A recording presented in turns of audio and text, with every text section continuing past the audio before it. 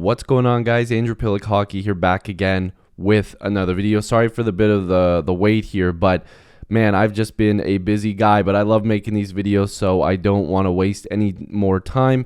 If you are new here and you're a Leaf fan like myself, make sure to like this video and subscribe. I think I'm going to be doing a lot of streams coming up. I've got some time that I've put aside, so look forward to those. I talk a lot about trades and rumors and Leaf stuff on here, so and I'm also working on a new background for my Leaf channel, the Andrew Piluk Hockey channel, so make sure to like and subscribe. It really does help. But we need to talk about the Leafs' start to the season. It hasn't been what we've wanted, to say the least, because this is a team that should be a lot better than they actually are. We're seeing some injury trouble already. We're seeing some unfortunate injuries, and obviously all injuries are unfortunate, but it's just like unlucky things as well. It's not the start that this team needs with an absolutely crowded Atlantic division and an absolutely stacked Atlantic and stacked NHL. There's a lot of great teams this year. Again, it's just the start of the season, but Boston is an absolute wagon. I didn't predict this. 8-1. They've been I've been watching some of their games, and boy, oh boy, that team looks good. Florida's at that 4-3 start. 4-3-1 start. The Leafs are also the same, 4-3-1. Buffalo 4-3. They look a lot better this year. Ottawa, we knew they were going to take a step. Detroit is over 500. Well, not technically, but regular season wins, they're 3-2-2. Tampa is 4-4, and Montreal is 4-4. There is literally no place where you can breathe here. Every team is right there. They're right there. And I think that a lot of these teams are going to get a lot better. Montreal is going to be a lot more fun than they've been playing. Tampa is Tampa, of course. They'll go on like a 12 or 15 game winning streak. You just watch. It's going to happen. And if Boston keeps playing like this might be one of the greatest seasons we've ever seen. But Toronto might have to make a move. And the reason why we're talking about this, and I know people are like, oh, here we go again, but the Leafs have placed Jake Muzzin on LTIR. So this move adds $5.625 million to Toronto's LTI salary pool. So the Leafs are going to have a bit of wiggle room. But how long are they going to have that wiggle room is what I'm trying to figure out, because they can use this money and they can go out there and make a trade. But keep in mind, Timothy Liljegren is going to be back soon, and Matt Murray is going to be back soon, but I believe that Murray's cap hit is still against the cap currently. And then we don't know when Jake Muzzin's going to come back. So if Muzzin's ready in a month, or if he's ready in 2 months, or whatever it is, the Leafs can't really utilize this. But there's been reports, and we've got little hints from things like when Mitch Marner's talking about, he needs to be with his family, and, you think about him in that way. It's like, do you think that he's just done playing hockey this season, or done playing hockey for good? And it's a little bit concerning, because just as a fan of Jake Muzzin, and putting hockey aside, and I would hope that a lot of people watching this would as well, you never want to see something like this happen, and you want him just to be healthy and stay home and be with his family and be in good condition, because it's concussion and neck related once again, and the Leafs can't keep allowing this guy to keep coming back if he's going to be, potentially risking his life. Now, this is still going to be a little bit confusing, because I'm not really sure how accurate this cap space is here, because the way that the call-ups and the people in the Marlies and this, that, and the other, it's showing about $1 million in cap space. But again, the LTIR money, I have to figure out how that all works. I don't believe it'll show up properly here, but the Leafs still need to make something happen. Now, I have Liljegren and Murray back in the lineup just to show how the money works. But we have to figure out what's going on in this blue line, because Hall has not been very good. Morgan Rielly's had a pretty rough start to the year. And, potentially losing Muzzin for the entire season puts a bit of a hole here. Now, the way that these lines are constructed doesn't necessarily mean it's how it's going to stay. But we haven't been getting the best play out of a lot of guys from this bottom six as well. So I'm wondering if some of the money is going to be moved out of here to potentially bring in a name that can really help on that blue line, because The Leafs are going to bank on their top 6 guys and, some depth forwards like, a Yarncrook or an Engvall to get going, and for Nick Robertson to really cement himself. They're going to look for those guys to keep the forward group not really changing too much and to give them that offense. But in terms of their blue line and potentially even in goal, the Leafs are going to look to upgrade there, because I'm okay with Riley and Brody, because Riley's he'll pick it up. I mean, the guy always puts up numbers, and he seems to find his game quite often during the season. He has those little lapses, but he finds his game and he ends up playing pretty well. Rasmus Sandin has been kind of quiet, but we know what we're getting from him, and he might take a huge step. Timothy Liljegren has come back to the Marlies for his conditioning, and he's looked fantastic. I think he's going to have a really good season. And then Giordano has been pretty rock solid with the big glove save the other night too.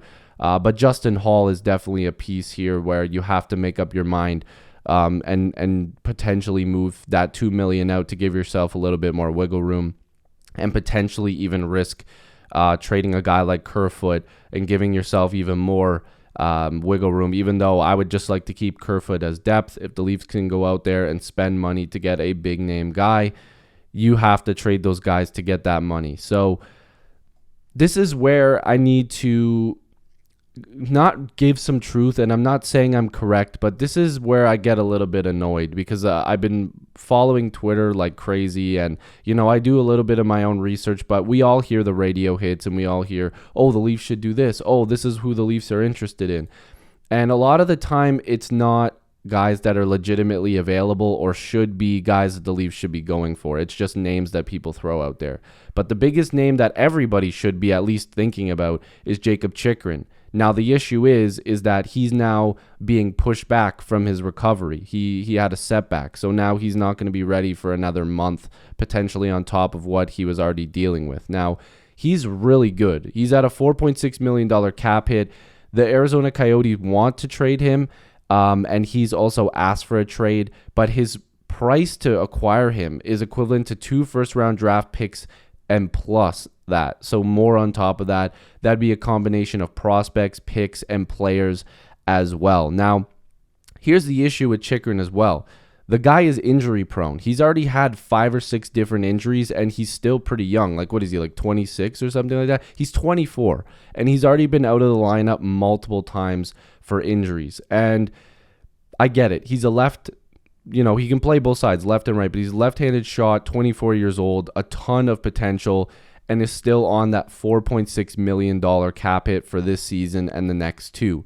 And if you look at his numbers, he puts up big numbers. He's a really, really solid guy when it comes to, scoring. But besides the, COVID seasons, this guy has missed a lot of games. He doesn't play full seasons, and that's really concerning.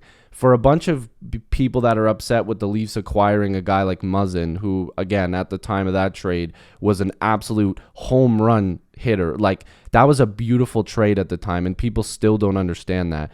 But Muzzin, or bringing in Chychrun, would just be replacing Muzzin with a younger version of himself besides the points when he's in the lineup. But Muzzin brings more of a defensive side, where Chychrun brings more of the offensive side. So... sure, he's 24, he's pretty well-rounded, he puts up numbers, but he misses just as many games, if not more, than Muzzin. So it's like you're just bringing in a guy that's injury-prone as well. And I need to bring this up because I was arguing this the other day. When the Leafs made the Muzzin trade, the Leafs had like nobody to play with Morgan Rielly or anybody to play in their top 4 that people were comfortable with. I'm going to remind you guys again. There's a reason why Mark Hunter hasn't been given an NHL job to this day. And I know there was some personal stuff going on with him as well, but even before that, there's a reason why he hasn't been given a job. He's not suited. People don't want him there. There's a reason, okay? Lou Lamoriello did nothing for the Leafs blue line. He did nothing. He gave Nikita Zaitsev a 7-year contract extension. Look how good that's worked out. At the time, looked like a great deal, but then Zaitsev decided to be absolutely terrible after that. They have done nothing. Ron Hainsey was in that top 4, okay? I'm sorry. The Leafs did nothing, absolutely nothing, to be better. They did nothing. So when Dubas comes in and brings in guys like Muzzin and TJ Brody and guys like Rasmus Sandin and Timothy Liljegren and all these guys, don't complain about Dubas not doing enough for the blue line, because Lou Lamoriello, who's everybody's God's, presence to earth, did nothing for the Leafs blue line. Nothing. He did not see any cracks in the blue line and did nothing. Okay. The next name that's being brought up, and I love this guy, don't get me wrong, I love him, Matt Dumba. If anybody's been watching the Minnesota Wild this year, they haven't been very good, and neither has Matt Dumba. He's not getting a lot of power play time. When he's on the ice, he's not playing well defensively. He's not putting up points. I believe in 7 games, he's only got 2 points. And he's got a $6 million cap hit. Now, if there was going to be salary retention, the Leafs could get him, right? And he's a physical guy. Maybe his offense gets sparked a little bit. But the same reasons that people are upset with Leafs defensemen, why are you trying to bring in a guy that also is not good defensively? And these were the 2 names that have been brought up the most. I love Matt Dumba. I actually wanted the Leafs to draft Matt Dumba instead of Morgan Rielly, but it's worked out pretty well, right? But Matt Dumba is struggling. He hasn't been good this year. There's been rumors of him being traded from Minnesota for the past couple of years now. So why would the Leafs go after him if he's declining and he's not giving them the value that they need? This is why there's lesser options, and I will get to those in other videos, that make a lot more sense, that are cheaper and are probably going to be 10 times better for what the Leafs need. So the Chychrun stuff would be incredible if he stays healthy, right?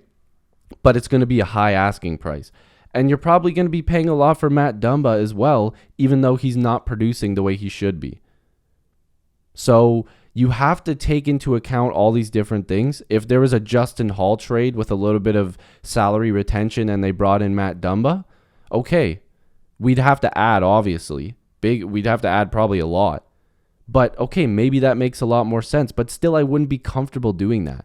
So what are the Leafs going to do? Because I don't think it's Chychrun and I don't think it's Dumba. The only way it's Chychrun is if they go, okay, this guy's fully healthy and he looks like he's going to be ready to go for the rest of the year. Maybe.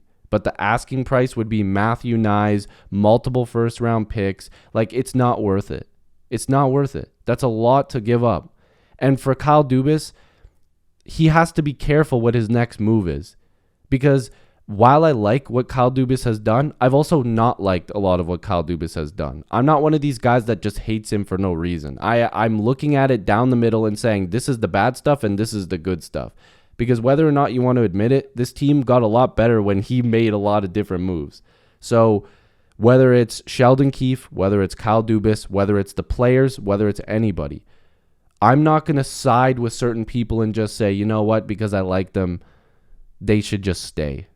No, I want this team to win. It drives me up the wall when this team loses to terrible hockey teams when they should be beating them.